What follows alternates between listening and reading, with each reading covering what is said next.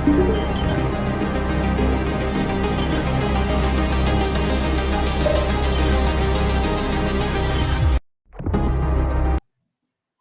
warahmatullahi wabarakatuh. Perkenalkan, kami dari kelompok 1 akan menjelaskan wawancara kerja dan resume. Kelompok kami terdiri dari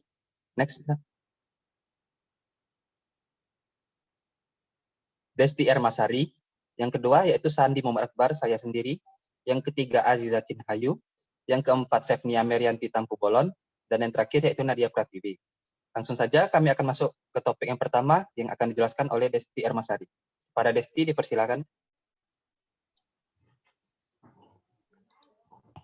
Yang pertama itu wawancara kerja. Arti penting wawancara kerja.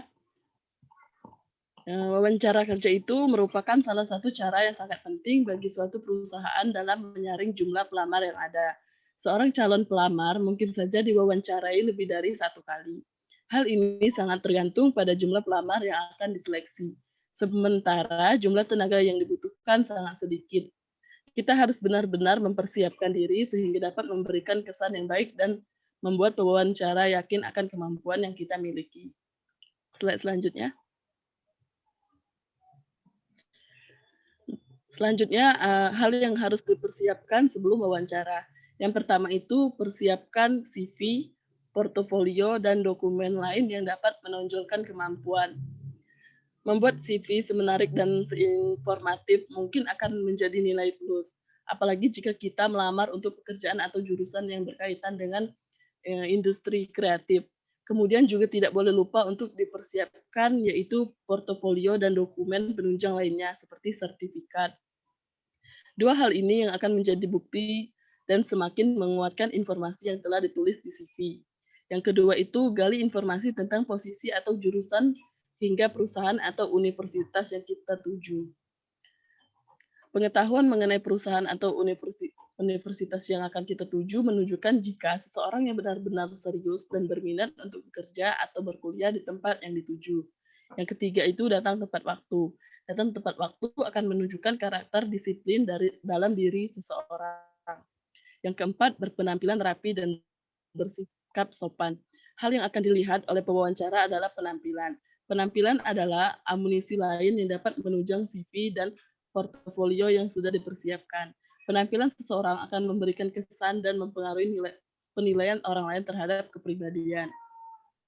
Yang kelima itu, jangan lupakan body language atau gestur tubuh. Gestur tubuh ini dapat menjadi sesuatu yang sulit dikendalikan jika tidak berlatih dan mempersiapkan mental sebaik mungkin sebelumnya. Menjabat tangan merupakan salah satu gestur tubuh yang harus dijaga. Yang keenam itu siapkan jawaban-jawaban yang kira-kira kamu tahu akan ditanyakan. Biasanya pewawancara akan banyak menanyakan pengalaman kerja sebelumnya. Jika kita memiliki pengalaman kerja, ia akan fokus menanyakan tentang kemampuan yang kita miliki terkait dengan bidang pekerjaan yang kita lamar. Yang ketujuh itu siapkan pertanyaan yang ingin diketahui seputar posisi atau pekerjaan yang kamu lamar.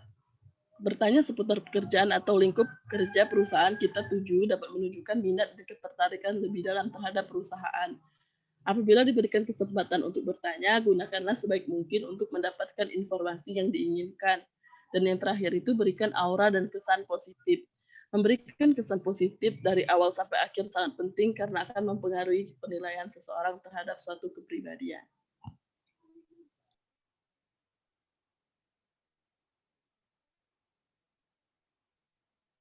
Baik, saya akan melanjutkan materi yang selanjutnya, yaitu cara mengenali pekerjaan dan perusahaan.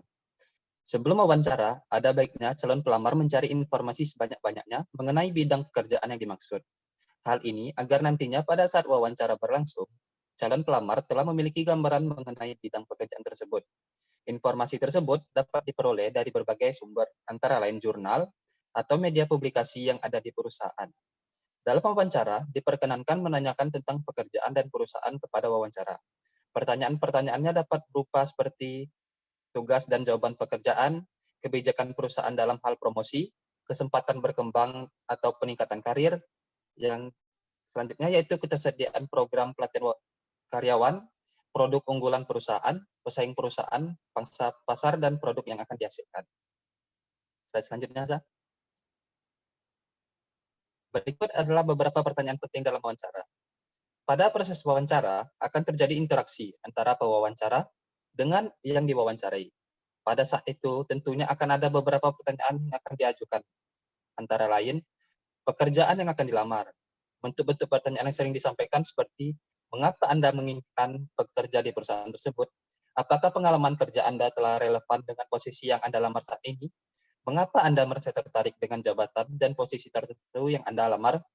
Jika Anda masih bekerja, mengapa Anda memutuskan untuk beralih pekerjaan? Yang kedua yaitu pendidikan dan pelatihan. Pertanyaannya bisa seperti mata kuliah apa yang paling Anda senangi dan yang paling Anda tidak senangi dan alasannya.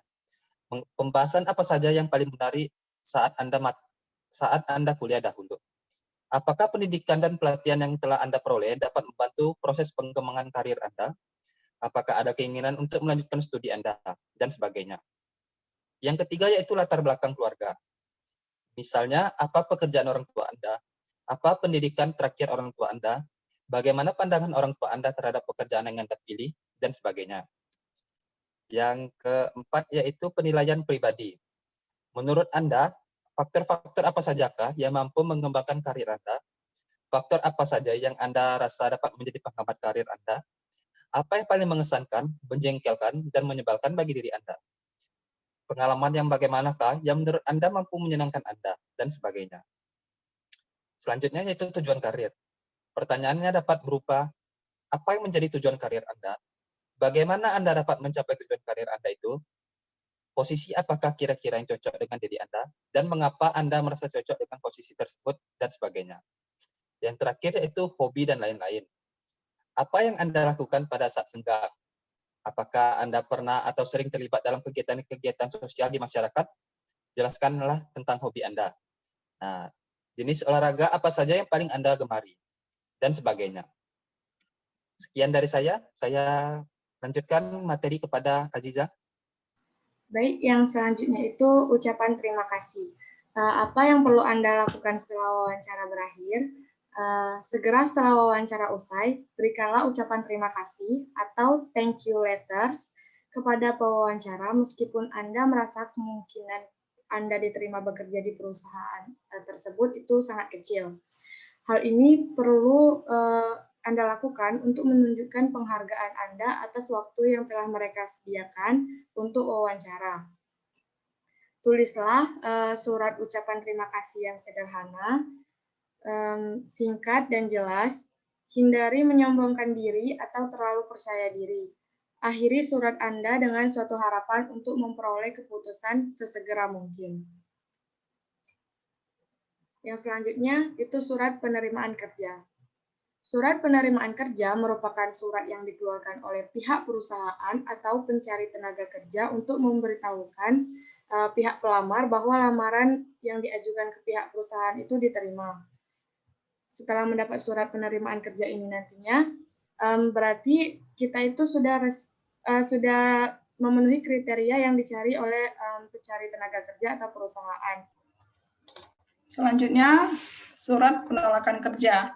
Nah, surat penolakan kerja merupakan sebuah surat yang dikeluarkan oleh pihak perusahaan atau pencari tenaga kerja untuk memberitahukan pihak pelamar bahwa lamaran yang diajukan kepada pihak perusahaan ditolak. Nah, mendapatkan surat penolakan lamaran pekerja tentunya tidak diinginkan oleh semua pelamar kerja.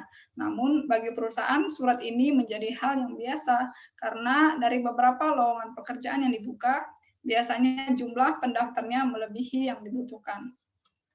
Surat penolakan lamaran pekerjaan ini dibutuhkan agar pelamar kerja mendapat kejelasan mengenai lamaran yang diajukan. Setidaknya dengan adanya surat penolakan ini, pelamar tidak akan berharap kepada pekerjaan yang dilamarnya. Oke, slide selanjutnya.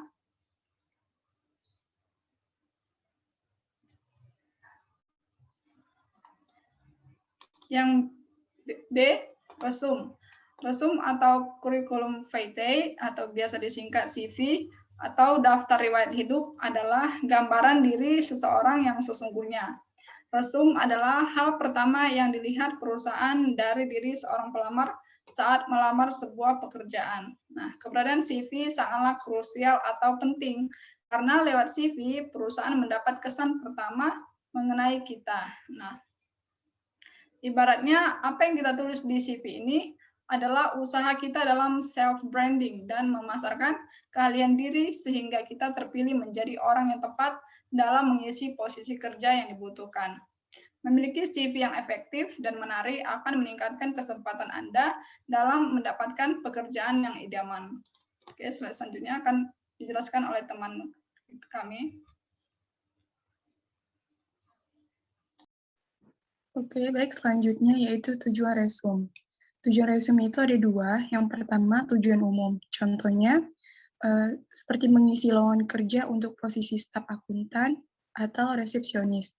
Sedangkan untuk tujuan khususnya, contohnya itu, yang pertama mengisi posisi staf akuntan di kantor akuntan publik atau resepsionis di perusahaan hotel Mitra Nusantara. Selanjutnya,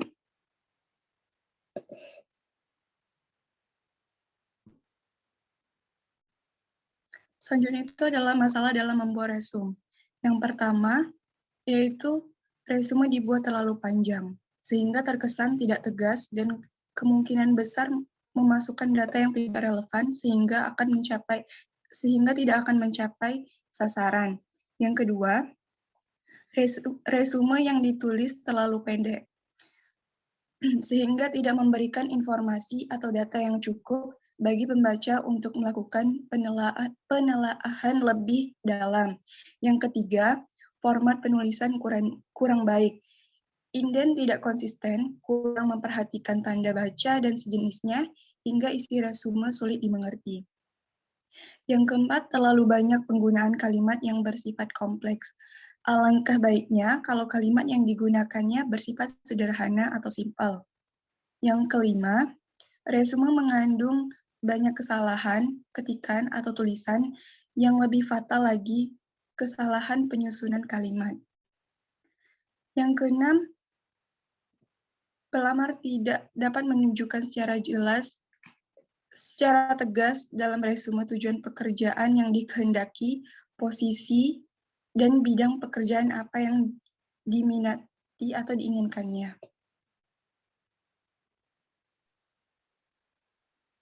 Sekian hasil presentasi dari kelompok kami. Jika teman-teman ada pertanyaan, silakan bertanya nanti di kolom komentar. Lebih dan kurangnya mohon maaf. Wassalamualaikum warahmatullahi wabarakatuh.